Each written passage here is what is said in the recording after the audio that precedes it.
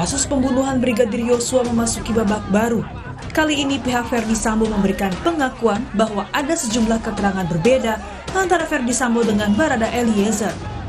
Melalui kuasa hukumnya Febri Diansyah, saat peristiwa tewasnya Brigadir Yosua, Ferdy Sambo tidak memerintahkan Barada Eliezer untuk menembak, melainkan hanya meminta untuk menghajar Yosua. Kemudian FS melakukan klarifikasi terhadap J tentang kejadian di Magelang, dan memang ada perintah FS pada saat itu yang dari berkas yang kami dapatkan, itu perintahnya adalah hajar Cat. Namun yang terjadi adalah penembakan pada saat itu. FS kemudian panik dan memerintahkan ADC, jadi sempat memerintahkan ADC untuk memanggil ambulan, dan kemudian FS menjemput Ibu Putri dari kamar dengan mendekap wajah Bu Putri agar tidak melihat peristiwa. Sontak, pernyataan ini berbeda dengan rekonstruksi yang telah berlangsung sebelumnya. Kuasa hukum Eliezer menyebut jika kliennya berkata jujur dan tetap konsisten selama proses hukum berlangsung. Eliezer mengaku menembak Yosua atas perintah Ferdy Sambo sebagai atasannya. Berdasarkan keterangan dari klien saya yang sudah dituangkan dalam BAP yang mengungkap kronologis dan fakta, bahwa yang disampaikan bukan hajar. Perlu kita garis bawahi, ini adalah perintah melakukan penembakan. Mengingat bahwa klien saya ini tidak ada masalah dengan korban. Jadi perintah itu karena di bawah kuasa. Tadi sudah disampaikan ya bahwa ada perintah.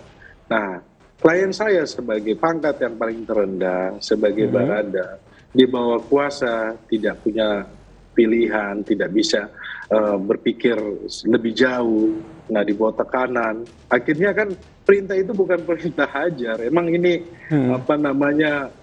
seperti ini. Nah, nanti kita buktikan lah di pengadilan. Baik, berarti menurut Anda bahwa keterangan dari Eliezer ini adalah perintah menembak ya, bukan menghajar ya Bang ya?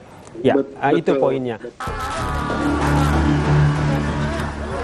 Sementara pengamat hukum menilai pengakuan Ferdy Sambo kali ini sebagai salah satu cara Sambo untuk membantah tudingan mengenai dirinya terlibat sebagai aktor dalam pembunuhan berencana terhadap Yosua. Ini adalah hal yang baru. Ini kan dia ingin mengatakan motif ya, terkait dengan adanya motif apa. Dan kalau kita lihat di sini, dia ingin menyampaikan kalau sebenarnya Ferdy Sambo itu tidak memiliki niat untuk membunuh, tapi dilakukan pembunuhan. Nah ini justru mau menghilangkan makna di pasal 55 kebijakan dari lawyer ini ingin mengatakan bahwa Ferdy Sambo tidak pernah memerintahkan untuk membunuh, jadi dia tidak bisa diminta tanggung jawab terkait dengan pembunuhan. Larinya ke sana. Lalu, mana fakta sebenarnya yang terjadi dalam kasus pembunuhan Brigadir Yosua? Publik pun menanti persidangan Sambo CS agar kasus ini dapat terungkap secara transparan. Tim Liputan, Kompas TV. Sejumlah keterangan berbeda disampaikan kuasa hukum Ferdy Sambo, dari perintah hanya menghajar bukan menembak, hingga pihak kuasa hukum Sambo meminta Eliezer untuk tidak berbohong karena Eliezer seorang justice collaborator. Nah, untuk membahasnya kami hadirkan perbincangannya dengan sejumlah narasumber yang sudah tersambung melalui daring. Ada kuasa hukum dari Brigadir atau keluarga Brigadir Yosua, Bang Martin Lukas Simanjuntak. Ada kuasa hukum dari Barada Eliezer, Mas Roni Talapesi, dan juga mantan Hakim Agung Gayus Lumbun. Selamat pagi Prof. Gayus, Mas Roni, dan juga Bang Martin. Selamat pagi. Terima kasih sudah bersama kami. Kami juga sebenarnya sudah mencoba untuk menghubungi tim kuasa hukum dari Ferdy Sambo, namun hingga kini masih belum mendapatkan respons, sehingga tidak bisa kami hadirkan dalam perbincangan kita pagi hari ini. Saya ingin pertama ke Mas Roni terlebih dahulu menanggapi apa yang sudah dinyatakan oleh kuasa hukum Ferdy Sambo menurut pengakuan dari Ferdy Sambo. Tentu pengakuan ini menyulitkan posisi Baradae. Mas Roni, bagaimana Anda menanggapi bagaimana perintah ini akhirnya membuat seolah bahwa Baradae yang berinisiatif untuk menembak, padahal perintahnya menghajar? Mas Roni. Ya Pak Timothy, Ini buat kami udah nggak kaget ya, karena di rekonstruksi yang kemarin saja memang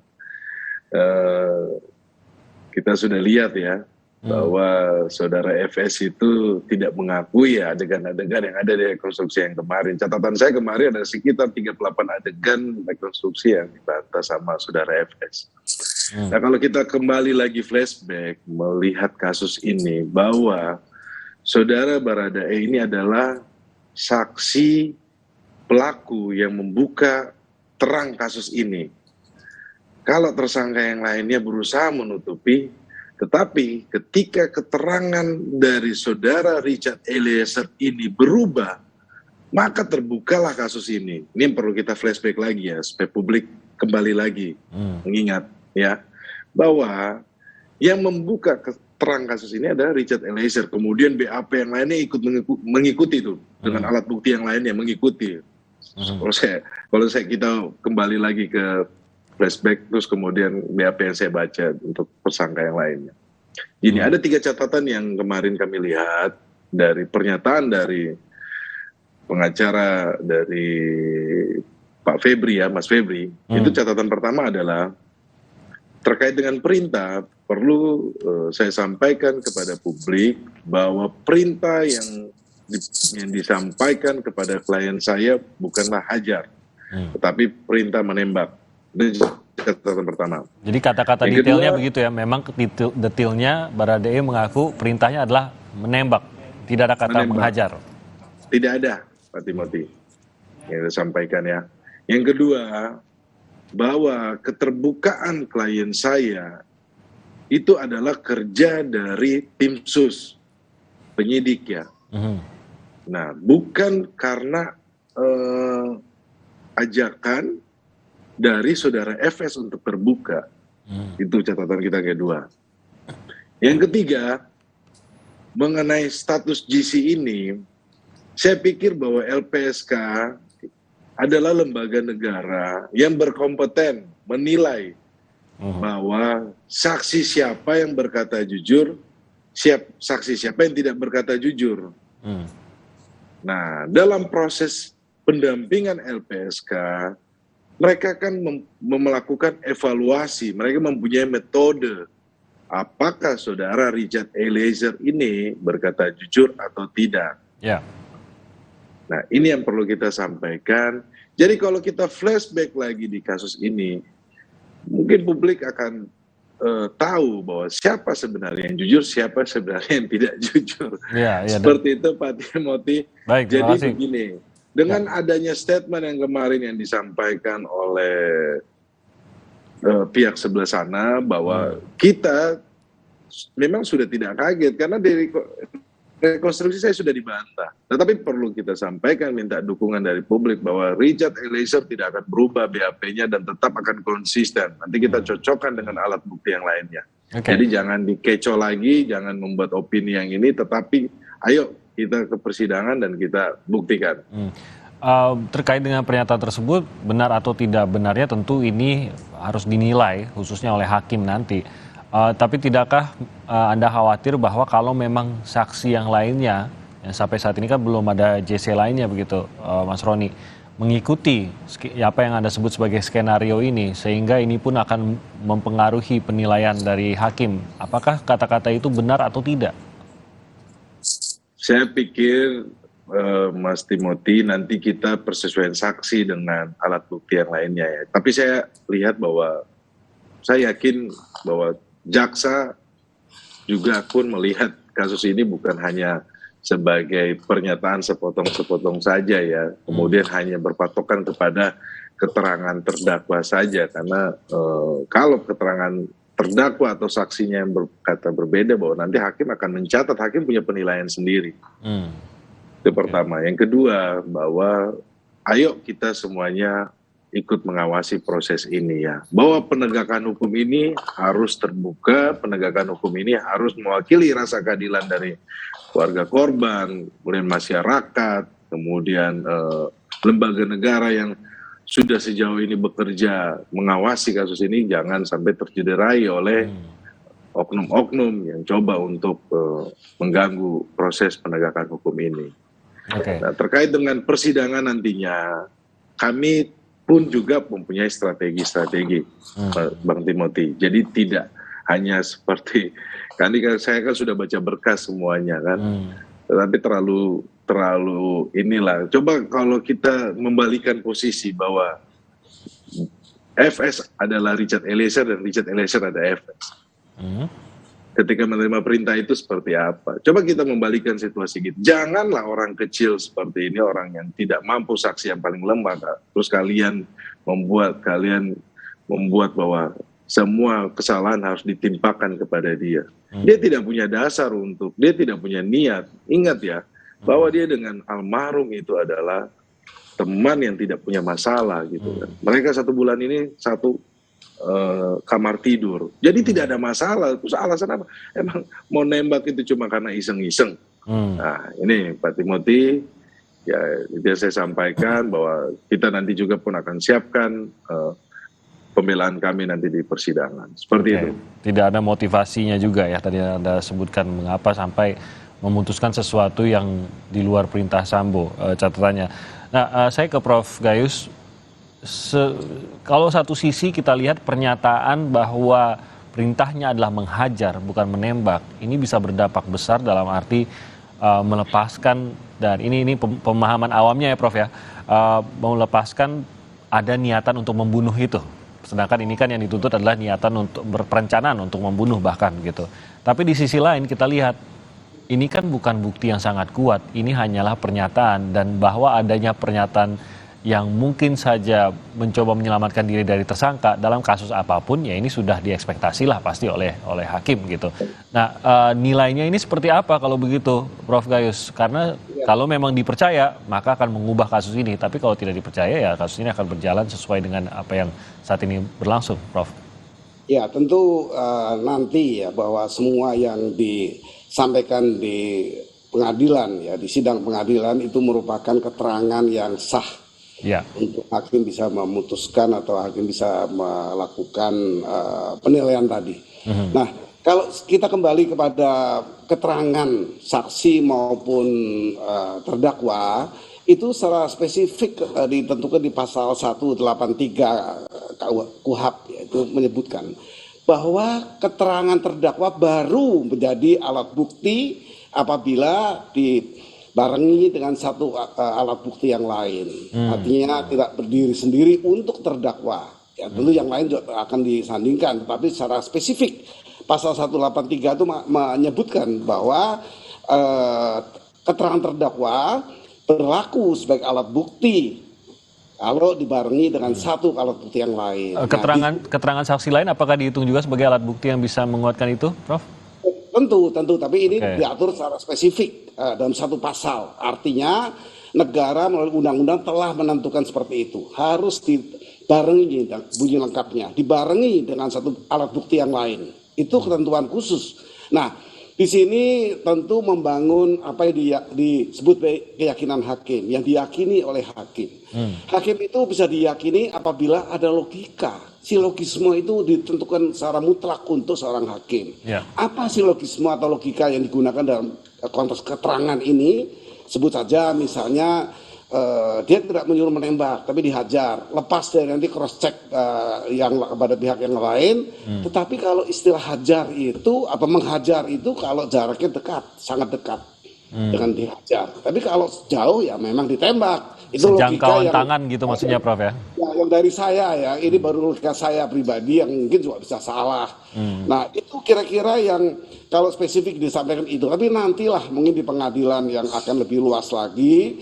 Nah, yang lain misalnya, apakah perintah menghajar itu juga disampaikan kepada orang lainnya atau saksi lain yang menolak? Misalnya, apa nanti perintah kepada saksi lain yang menolak itu kata-kata yang tepat dari pengertian menghajar atau menghajar ini menembak atau menembak itu memang dari jarak jauh, itu di-cross-check seperti perintah pasal 183 lagi tadi menjadi keterangan menjadi alat bukti apabila dibarengi itu bunyi lengkapnya dibarengi dengan alat bukti lainnya. Nah, ini alat bukti lainnya tentu akan digali oleh oleh hakim menurut logika hakim. Ini kata saya ya, mudah-mudahan nanti hakimnya cepat percaya atau hakimnya juga mempunyai pandangan yang sama, itu hal yang lain nanti di pengadilan. Tetapi sementara ini kalau logika saya yang pernah ya menggunakan logika hakim itu ya tentunya berbagai hal dan berkaitan seperti bunyi ketentuan 108.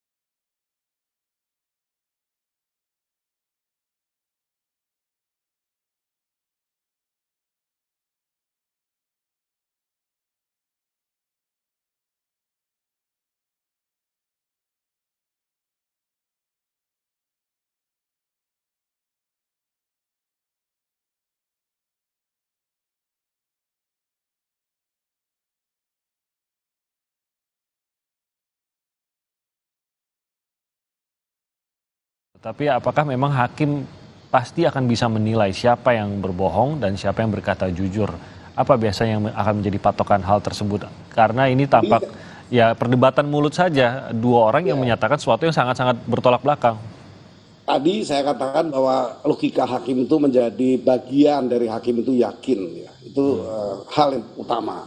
Selalu logika hakim ya memang ini yang benar atau itu yang benar. Tetapi secara undang-undang kan saya sebutkan harus dibarengi dengan bukti yang lain atau saksi yang lain. Ya. Itu semua saksi pun alat bukti. Keterangan-keterangan yang mempunyai keterkaitan yang relevan. Misalnya tadi saya kemukakan, pernahkah memerintah orang lain dengan menghajar atau menembak untuk membunuh? Nah ini kira-kira akan dipakai, kan itu banyak sekali di publik, tapi nanti kita dengar di pengadilan. Apakah betul ada saksi yang juga disuruh tapi menolak? Nah apa isi suruhnya itu? Menyuruh menembak atau menyuruh mematikan yang penting, atau dengan memukul dengan apakah, itu semua menjadi bagian dari nanti akan terungkap di persidangan. Jadi tentu ada ketentuan formel, material, kemudian logika. Oke, saya ke Bang Martin. Tentu keluarga dalam posisi menanti keadilan atas Brigadir Joshua, tapi terus mengikuti juga bagaimana perkembangannya. Nah, perkembangan dari Ferdy Sambo melalui kuasa hukumnya ini, bagaimana tanggapan dari keluarga dan apakah Anda yakin bahwa ini akan berpengaruh atau tidak berpengaruh pada peradilan yang akan berlangsung terhadap Ferdy Sambo nanti? Ya, terima kasih Bung Timothy. Yang pertama ya, mengenai perubahan keterangan ya. Kalau yang biasa kita ketahui bahwa memang kalau orang terjepit itu memang selalu akan ada aja dalil-dalil yang dibuat. Namun saya tidak menyangka ternyata yang mereka gunakan adalah hal-hal yang cukup aneh ya. Karena memang sangat janggal sekali. Lalu yang berikutnya, mengenai tadi tembak dan hajar ya, saya mungkin pertajam apa yang disampaikan oleh Prof. Gayus. Jadi kalau apa yang disebut dengan alat bukti itu ya, khususnya saksi itu kan unus testis, nulus testis. Satu saksi bukan saksi, jadi harus ada minimal dua yang mengatakan premis tersebut. Nah dalam hal ini ya, orang yang pertama kali diminta untuk menembak itu adalah Ricky Rizal, dan dia menolak karena katanya mentalnya tidak kuat. Barulah setelah itu Eliezer ya dipanggil dan diminta katanya untuk menjadi eksekutor. Nah itu sudah satu alat bukti. Nah bagaimana si Sambo ini mau membantah adanya perintah tembak kalau dia hanya mengandalkan keterangan istrinya yang sesuai dengan amanat KUHP ya, pasal 168 huruf C, keterangan saksi seorang istri itu dia harus ditolak. Karena memiliki hubungan konflik of interest. Ya. Siapa yang mau menguatkan keterangan dia? Kuat Ma'ruf. Siapa lagi? Romer katanya di luar. Nah nanti makanya kalau ada keterangan saksi yang lain yang berubah, nah inilah yang kita harus jaga ya. Jangan sampai nanti karena memang KUHP mengatakan di pasal 185 huruf angka 1 keterangan saksi adalah yang disampaikan di persidangan. Jadi masih ada kemungkinan untuk ada perubahan keterangan saksi nanti dari Ricky Rizal. Nah ini harus terjaga nih, jangan sampai nanti di BAP ngomongnya di perintah nembak, tiba-tiba ngomongnya nanti di persidangan ngomongnya hajar. Untuk Nanti Ricky kena Rizal hajar beneran maksudnya dia. Kalau sampai ngomong begitu. Iya. Nah lalu ini ada yang sedikit yang sangat menggelitik yang buat saya gak habis pikir gitu loh. Kenapa Bung Martin? Febri penasihat hukumnya Ferdi Sambo mengatakan bahwa setelah Ferdi Sambo menangis, marah, ya meluap-luap, lalu katanya si Ferdi Sambo ini ingin main badminton. Ini logika macam apa ini? Orang yang lagi sedih, orang yang lagi marah, orang yang mendengar katanya istrinya dilecehkan, tiba-tiba main badminton. Gak habis pikir saya. Bagaimana dia membangun logika hukumnya gitu loh. Nggak ada orang yang lagi sedih, orang yang lagi marah itu pengen main badminton. Yang ada ingin menenangkan diri ataupun ingin melakukan pencarian fakta terhadap hal yang mengganjal yang dia ketahui gitu loh. Ya. Lalu ada lagi yang lebih lucu. Ketika ingin main badminton ya, pada saat mereka mengarahkan si Brigadir Joshua ini ke rumah Duren 3 ya, orang yang mau main badminton tapi bukan membawa raket, justru membawa senjata HS milik Joshua dan menggunakan sarung tangan. Setahu saya kalau main badminton itu pakai raket sama kok. Bukan pakai sarung tangan sama tembakan, itu mau latihan nembak. Jadi buat Anda banyak detail di sini yang Anda rasa cukup menggambarkan bahwa ya tidak sesuai gitu ya. Banyak ketidaksesuaian di sini. Menurut saya ini sangat menggelikan. Ini layaknya seperti tayangan komedi tengah malam ya, almarhum Budi Anduk. Jadi sangat tidak mendidik dan come on lah. Okay. Saya pun sangat-sangat geli gitu ngedengar statement mereka ini. Nah lalu yang terakhir ini mengenai Ferdi Sambo. Kalaulah benar yang disampaikan oleh Ferdi Sambo dan penasihat hukumnya ini, ya, buat apa dia minta maaf? Dia nggak salah kok, yang salah Richard Eliezer. Kalau menurut keterangan Sambo. Buat apa dia minta maaf kepada keluarga korban? Jadi please lah kawan-kawanku yang terhormat, rekan sejawat ya. Kita ini advokat ini punya profesi yang terhormat ya. Janganlah kalian lecehkan profesi kalian ya untuk membela secara membabi buta seperti itu. Malu kalian nanti. Demikian, Bung Timothy. Terima kasih Bang Martin. Sebelum jeda saya ingin sedikit saja Prof Gayus sedikit saja untuk menanggapi apa yang tadi sempat disebutkan oleh Bang Martin. Kalau keterangan tambahan atau bukti tambahannya datang dari Putri Candrawati, istri Ferdi Sambo, ini tidak bernilai untuk menambahi menguatkan keterangan Ferdi Sambo terkait dengan hajar atau tembak itu tadi, benar begitu karena statusnya sebagai istri? Ya, kalau kembali kepada obstruction of justice gaya KUHP itu memang membebaskan keluarga sampai dengan semenda itu udah mau keterangannya atau dianggap pelanggaran dan melindungi itu. Kecuali kalau di tipikor tidak, itu saja. Jadi bagi saya semua kesaksian bahkan bukan yang melihat sendiri, yang mengalami sendiri, MK telah memperluas itu di tahun 2011 bahwa setiap orang kalau bisa menyampaikan di pemeriksaan pengadilan maupun penyidikan dan relevan keterangannya itu diterima. Ya, artinya apa? Perluasan dari MK ini memang kebetulan hari ini saat ini diperlukan. Artinya boleh saja istrinya bahkan tetangganya juga boleh kalau dia mempunyai keterangan yang relevan. Itu maksud MK pada putusannya di tahun 2011. Seperti itu. Jadi boleh saja siapapun untuk menyampaikan keterangan saksi. Oke, baik, terima kasih Prof. Kita akan lanjutkan lagi perbincangan ini usai jeda, tetap bersama kami di Sapa Indonesia Pagi.